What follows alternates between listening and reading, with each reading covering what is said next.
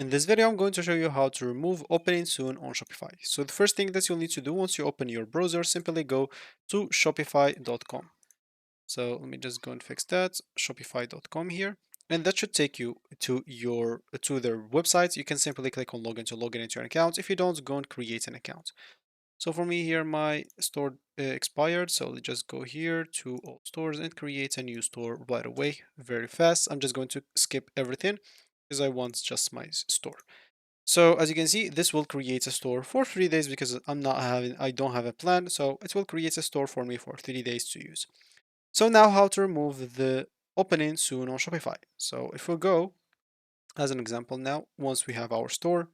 So for me as an example, I just created my store. If I go to my online store and click on this eye icon, it will show me my store. And as you can see, I don't even have it.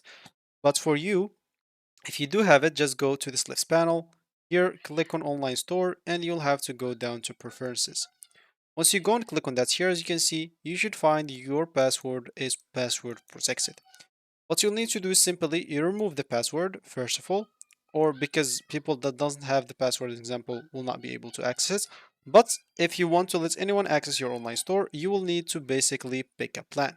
So as you can see, you will have to start at least with the basic plan. You'll pay $1 for the first 3 months, but then you'll have to start paying, as example, $19 here if you want to have your store doesn't have this opening soon. Of course, like let me just show you here.